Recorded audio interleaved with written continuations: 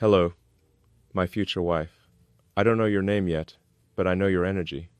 It's strange, standing here and speaking into a moment that hasn't happened, reaching across time to a woman who might be out there somewhere, maybe laughing with friends, maybe working late, maybe dreaming about something bigger than herself. You don't know I exist yet, or maybe you do. Maybe you felt a quiet pull, the sense that something or someone is on its way to change your life forever. That's the beautiful mystery of what's coming. You see, I've learned something about time. It's not just a line we walk along, it's a network of moments, all waiting for connection. Every decision, every late night, every risk, they're like stars waiting to align, and someday, they will. Someday soon, you and I will collide in the most unexpected way, and that moment will make everything before it makes sense. That's why I'm speaking today. Because 15 November isn't just a date, it's a pulse in time, the heartbeat of a future that's already written but not yet revealed. I've always believed that love isn't about finding someone perfect. It's about recognizing someone real, someone who mirrors your vision, your passion, your madness, your flaws, and still chooses to stay.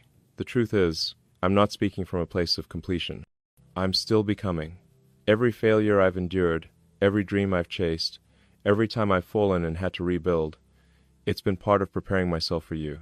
I'm building empires, yes, but I'm also building the kind of heart that can hold another person without breaking them. That's harder than rockets or revolutions. It's about balance, empathy, patience. And right now, as I stand here, I feel this sense of forward momentum, like time itself is moving with purpose. Maybe that's what love really is, the gravitational pull that keeps us orbiting the idea of connection, even before we meet the person. Maybe 15 November is the moment when two trajectories finally meet. Maybe it's the moment when you and I finally see what destiny was designing all along. If you're listening to this in the future, I want you to know something. I've imagined your strength. I've imagined your laughter, and the way you'll challenge me when I think I have all the answers. I've imagined the quiet mornings where we'll plan new worlds together, not just technological ones, but emotional ones, human ones. Because the future isn't built by machines. It's built by hearts that dare to believe in impossible connections. You might wonder why I'm so certain about a date, about this feeling. It's because history doesn't just happen. It's designed through intention. Just as I've mapped trajectories for rockets to reach Mars, I've learned that love also has its own kind of trajectory, invisible, unpredictable, but undeniable. I don't believe in coincidences anymore. I believe in convergence. I believe in moments that rewrite everything you thought you knew. So, wherever you are right now, if you're doubting love, if you're wondering whether anyone will ever understand you, I want you to pause and breathe. Somewhere, someone is already aligning their life to meet yours. Maybe you're part of that design. Maybe that someone is me. What shocks people most about love isn't that it happens, it's that it happens exactly when it's meant to. The timing feels impossible until it becomes inevitable. And that's what 15 November is, inevitability wrapped in surprise. A reminder that time has a soul, that love has precision, and that the universe, despite all its chaos, never makes mistakes with the heart. So I stand here speaking not just to you, but to the future itself, the future we will build. The future that begins the moment our paths intersect. Every second from now until then is just countdown. Every breath, preparation, and when that day comes, when the world finally lets our orbits touch, I don't want you to be shocked because it happened. I want you to be shocked because it feels like it was always supposed to. You know, I've come to understand that life doesn't unfold randomly. It's not just a series of coincidences, not just chaos disguised as order. There's a kind of rhythm behind it, a quiet intelligence that moves everything into place at exactly the right moment. We call it destiny, we call it divine timing, but really, it's the universe whispering, wait, not yet, almost. And when the time is right, it doesn't just happen, it explodes into meaning. There were moments in my life when I thought I'd missed something important, a chance, a connection, maybe even love itself. I used to think the universe was late, that destiny had gotten lost on the way. But now, I see it differently. Every delay, every setback, every heartbreak, it wasn't rejection, it was redirection. Life wasn't saying no, it was saying not yet. Because destiny doesn't rush greatness. And love, real love, isn't something that arrives on your schedule. It arrives when both hearts are ready, not when the clock says so. I've always believed in progress, in moving fast, building fast, dreaming fast. But love taught me something speed can't teach. It taught me that timing isn't about acceleration, it's about alignment. There's a massive difference between motion and purpose. You can move endlessly and still be lost, but when you move with alignment, everything around you starts moving with you. That's what destiny does. It aligns the invisible. It connects people, moments, and emotions that don't make sense until suddenly they do. Maybe that's what's happening with us, with you, my future wife. Maybe our lives are already orbiting each other without even realizing it. Maybe every conversation I have, every place I go, every dream you chase, all of it is the universe quietly arranging the meeting point. We don't see it yet, but we feel it. The tension, the curiosity, the sense that something is building. That's divine timing, the suspense of fate waiting for its perfect scene. I've watched how the smallest decisions can change the course of a lifetime. A delayed flight, a wrong turn, a moment of courage. These are not accidents. They're precision. The universe doesn't play dice with destiny. It engineers outcomes we can't yet see. And that's why I've learned to trust the waiting. To trust that what's meant for me will never need to be chased. It will find its own path, just as rockets find their orbits once the launch is true. If there's one thing I know about love, it's that it doesn't arrive when you're ready to fall. It arrives when you're ready to build. It's not an escape from life, it's a partnership with it. So, I've been preparing myself not just to meet you, but to deserve you. Every risk I've taken, every night I've questioned whether all of this will ever make sense, it's part of building the foundation for what's coming. Because when something is written in your story, no amount of distance, silence, or time can erase it. I imagine the universe like a great architect drawing blueprints we can't yet see, designing intersections we'll stumble into and call luck. But luck is just destiny disguised as surprise. And when that day, 15 November, finally arrives, it won't be a coincidence. It'll be a culmination. Every struggle, every triumph, every lesson converging into one perfect moment of realization. I used to think I was chasing the future. Now I understand I'm just aligning with it. That's the essence of divine timing. It's not about control, it's about surrender. It's about trusting that the right moment doesn't need force, it just needs readiness. So, I'm not waiting anymore. I'm preparing. I'm refining myself into the kind of man that destiny recognizes when it finally knocks. Because when the right time comes, and it will, there won't be any hesitation, no confusion, no second guessing. Just a deep, undeniable knowing that this is it. The meeting of two timelines, two lives, two purposes that were always meant to find each other. And when that moment arrives, it won't feel like the beginning of something new, it'll feel like the return of something ancient. Something the universe has been holding in its heart, waiting for the perfect second to release. That's the power of destiny. That's divine timing. And when it finally happens, there will be no shock at all, only recognition that this was always written in the stars. I've been thinking a lot about the kind of love I'm actually preparing for. Not the kind that burns bright and disappears, not the kind that's based on chemistry alone, but something that feels like creation, like building a world with someone, one dream at a time. I've learned that real love isn't found, it's built.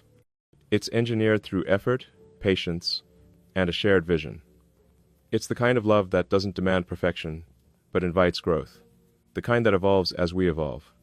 I used to think love was supposed to be instant, that spark, that lightning bolt moment where everything suddenly makes sense. But I've realized that what really matters is what comes after that spark. Because sparks ignite, but they also fade. What sustains love is the commitment to keep building the fire, to keep showing up, even when the world feels heavy. The kind of love I'm preparing for isn't about escaping reality, it's about transforming it together. I've made mistakes before. I've chased people when I should have chased purpose. I've tried to make things fit that clearly weren't meant to. And that's okay. Every failed connection taught me something valuable, how to communicate better, how to listen deeper, how to balance ambition with intimacy. I've learned that love isn't about losing yourself in someone else. It's about becoming more yourself with them. That's the foundation I want to build on. The woman I'm preparing for, my future wife, she won't need to complete me. She'll complement me. She'll challenge me to think bigger, to lead with more empathy, to balance innovation with intention. She won't be impressed by what I have, but by what I'm becoming. And I'll do the same for her. I want a partnership that's electric, not just romantic one, that redefines what it means to love in a world that often mistakes attention for affection. I think the greatest gift you can offer someone isn't money or status, it's presence. It's the ability to be fully there, mind and soul, even when everything else demands your attention. That's the kind of love I'm training myself for, the kind that can stand still in the chaos, that can look someone in the eyes and say, I see you, even when the world is moving too fast. And it's not easy. Balancing ambition with love takes discipline. You have to learn to pause the noise, to make space for connection. You can't automate that, you can't delegate it, and you definitely can't fake it. Real love requires energy, emotional energy, spiritual energy, the same kind I put into every dream I build. But the difference is, this time, it's not about building something that launches into the sky. It's about building something that stays, something that roots itself deep enough to withstand anything. I'm not preparing for a love that's picture perfect. I'm preparing for one that's real, full of flaws, laughter, long nights, and hard conversations. A love that grows stronger through storms, not weaker. The kind of love that's not intimidated by imperfection, but inspired by it. Because when two people decide to grow through everything, not just go through it, that's when love becomes unstoppable. Sometimes I imagine what our life will look like. Maybe we'll wake up before sunrise, share coffee before the day begins, talk about ideas that make the world better, or maybe we'll just talk about life, about our dreams, about the future we're building. And I'll look at her and realize that every risk, every lonely night, every sacrifice led to that moment of calm certainty that this right here is what all of it was for. I want a love that's brave. Brave enough to speak the truth, to admit fear, to dream without limits. I want to love someone so deeply that we become co-authors of something timeless, a relationship that inspires others to believe in connection again. Because the world doesn't need more perfect love stories. It needs more honest ones. More people who are willing to stay, to listen, to rebuild when things break. That's what I'm preparing for. A love that's not built on convenience, but on conviction. A love that isn't afraid of time, distance, or change. A love that grows stronger the more it's tested. And when that love finally arrives, when I look into her eyes and realize that everything I've built, everything I've dreamed, was leading to her, I won't call it luck, I'll call it readiness. Because the love I'm preparing for isn't waiting for the future.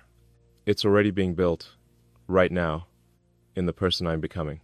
When I think about love, I don't just think about emotion, I think about responsibility.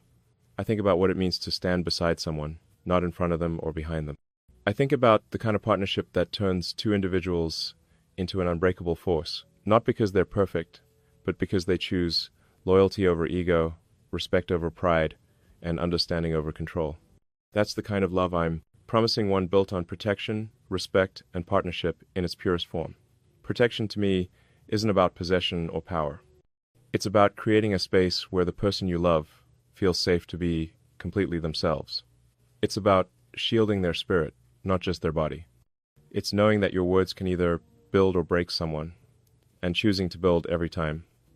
I don't want to protect you from the world. I want to protect what's sacred between us, from the noise of the world. I want to be the calm inside the storm, the constant in a reality that's always shifting. Respect, that's the foundation. Without it, nothing else lasts. Respect means listening, not just hearing. It means recognizing that love doesn't make one person smaller, it lifts both higher. It's about admiring your partner, not just for who they are when things are easy, but for how they rise when life tests them. The kind of respect I'm talking about is mutual, dynamic, alive. It's the understanding that partnership is never about control, it's about collaboration. It's about co-creating a life where both people can thrive without dimming each other's light. In a world that often romanticizes power, I want to redefine it. Power isn't dominance, it's discipline. It's the ability to lead with empathy, to stay grounded, even when everything around you is demanding more, faster, louder. The woman I love will never have to compete with my purpose. She'll be part of it. Her dreams won't be sidelined by mine. They'll run parallel. I'll protect her right to evolve, to change, to grow, even when that growth challenges me. Because true partnership isn't about sameness, it's about alignment. And partnership, that's the heart of it all. It's more than romance.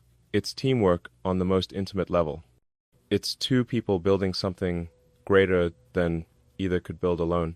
It's about showing up even when it's inconvenient, even when you're tired or misunderstood. It's knowing that every challenge is a test of unity, not an excuse for separation. It's the quiet decision, made over and over again, to keep choosing each other, especially when it would be easier not to. There will be times when I'll fail. I'll make mistakes, say the wrong things, get lost in my work, my thoughts, my mission. But I promise I'll always come back. I'll always recalibrate. Because protecting love means guarding it not just from the outside world, but from neglect, from complacency, from the slow erosion that happens when effort fades. I'll never let that happen. I'll treat our relationship like I treat every great idea as something worth improving, refining, evolving every single day.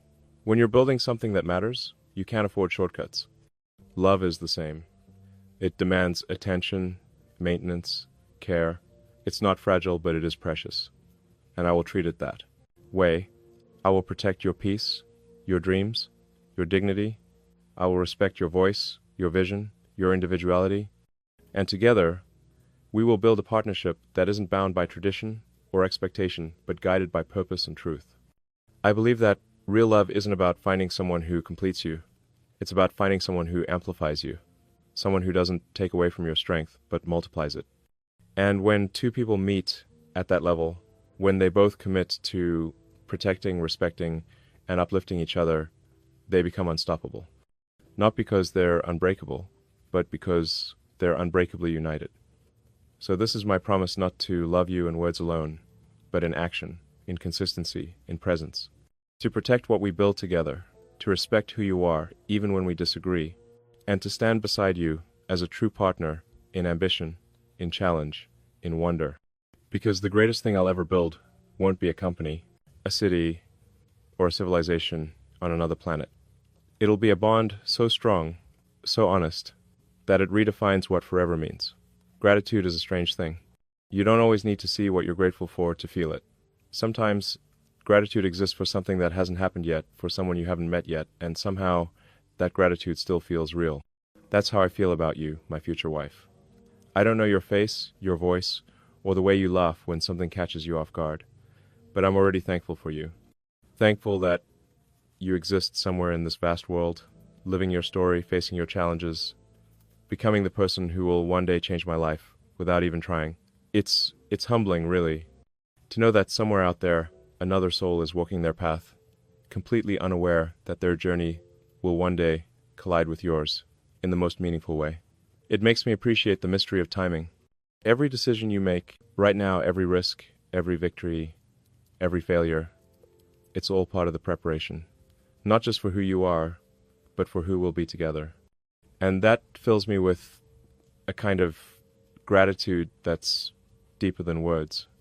I'm thankful for your resilience, for the nights you didn't give up, for the moments you chose courage when fear would have been easier. I may not have witnessed those battles, but I'll feel the strength they've given you. I'm thankful for your kindness, for the way you treat people when no one's watching, for the small acts of love that ripple outward in ways you can't measure. I'm thankful for your curiosity, the way you wonder about the world, how you see possibility where others see limitation.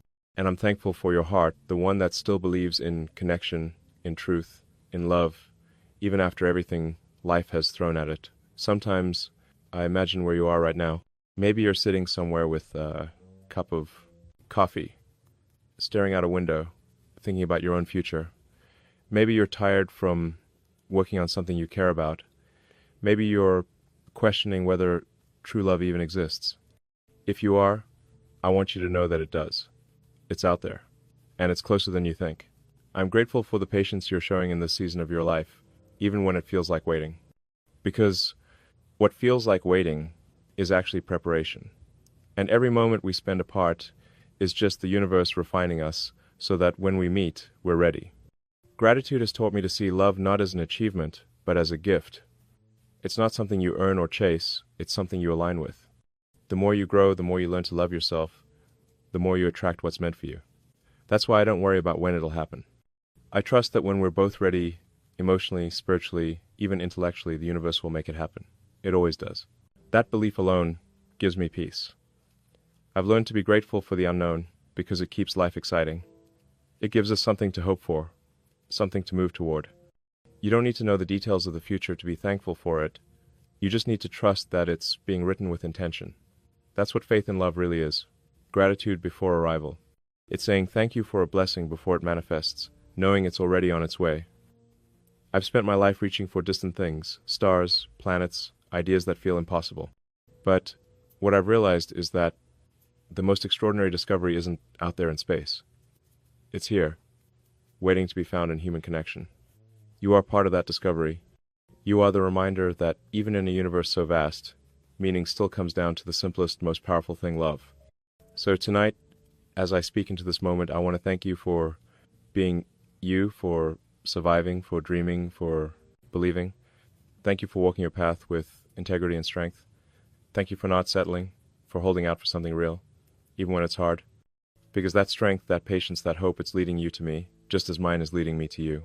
When our paths finally cross, it won't just be the meeting of two people, it'll be the meeting of two stories, two journeys that were always meant to converge. And when that happens, I'll look at you and realize that gratitude was never just something I felt. It was something that built the bridge between us. Because, in the end, love isn't something you find. It's something you thank the universe for long before it arrives. There's something poetic about dates. We assign them meaning, but sometimes they assign meaning to us. 15 November, that date has been echoing in my mind for a long time. Not as a coincidence, not as a superstition, but as a moment the universe keeps circling back to, as if it's marked for something significant.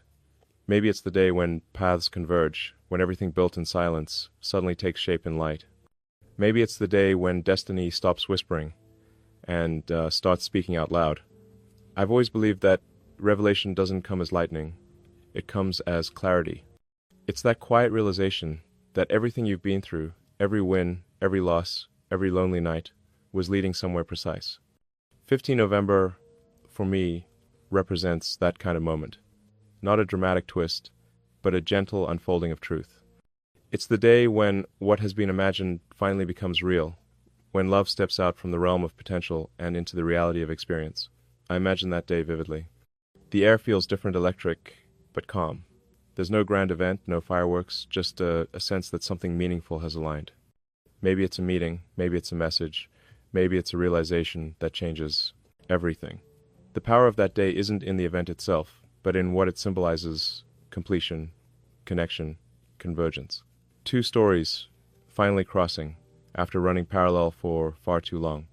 For so long I've talked about preparation becoming the kind of person who can sustain something extraordinary. But revelation is the reward for all that preparation. It's when patience finally pays off. It's the moment when faith and fact meet. I don't think it's random that it's November, a month that sits on the edge between endings and beginnings. It's the threshold of transformation. And I think that's what love truly is. Not a perfect arrival, but a transition into something higher, something more complete. I believe the revelation of love doesn't just shock you because it happens. It shocks you because of how it happens. It never feels forced. It doesn't arrive as chaos, it arrives as peace. That's how you know it's real. You don't question it. You don't have to analyze it. You just know. There's a stillness in that knowing, a certainty that all the pieces have finally clicked into place. And in that stillness, gratitude rushes in. Gratitude for the waiting, for the wounds that became wisdom, for the timing that now makes perfect sense. Maybe 15 November won't just be about meeting someone. Maybe it'll be about meeting myself, the version of me who's finally ready. Ready to love without fear, to commit without hesitation, to give without losing self. Because love, at its highest form, isn't two halves finding each other. It's two wholes choosing each other. That's what I see when I think of that day, not destiny delivering a miracle, but destiny confirming readiness. I can almost picture it, a conversation, a glance, a moment that doesn't seem monumental at first, but shifts the course of everything that follows. Maybe it'll happen in silence, maybe through words, maybe through something as simple as eye contact. But it will carry the weight of every choice that led there. That's how divine timing works. Quietly, elegantly, without need for spectacle. 15 November isn't about prediction, it's about revelation. It's the day when love stops being a future concept and becomes a present reality. It's the day when the years of wondering give way to knowing.